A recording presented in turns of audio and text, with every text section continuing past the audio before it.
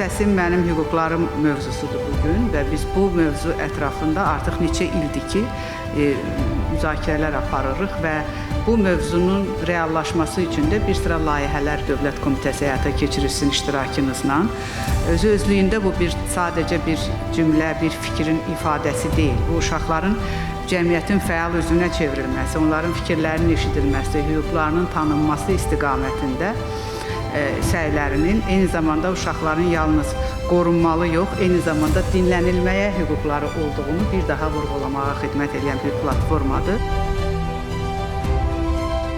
Bugün hər birimizi maraqlandıran təhsil və inkişaf, sağlamlıq, müdafiə, iştirak hüquqlarımız ilə bağlı mövzular haqqında fikir bildirmək, təkliflər irəli sürmək və ən əsası sizin tövsiyələrinizi almaq istədik.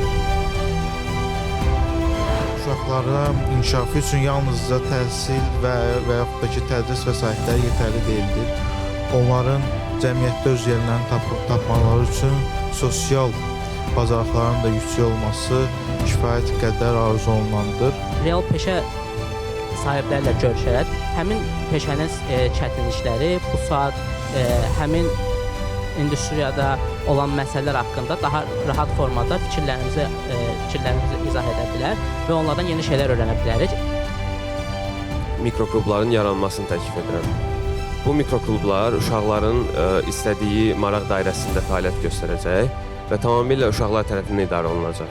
Əgər biz istəyiriksə ki, gələcəyimiz parlaq, güclü və eyni zamanda ədalətli olsun, onda biz hər bir uşağa bərabər imkanlar təqdim etməliyik.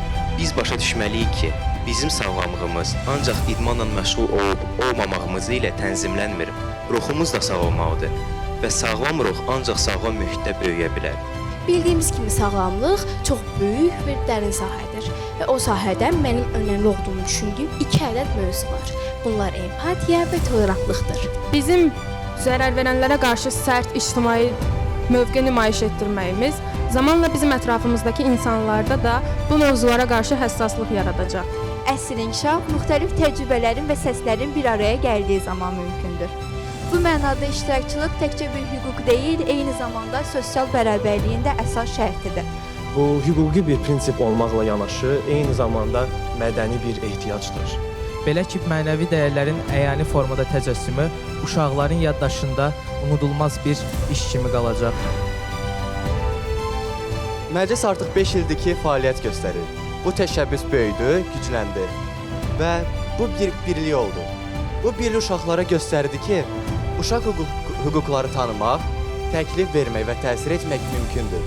Uşaqlar sonsuz fikirlərə malik insanlardır, varlıqlardır. Onların fikirləri, ideyaları, sevgiləri heç vaxt tükənmir. Məhz bu forumlar sayəsində onlar rəsmi şəxslərlə söhbətlər edə bilirlər, öz fikirlərini bölüşə bilirlər.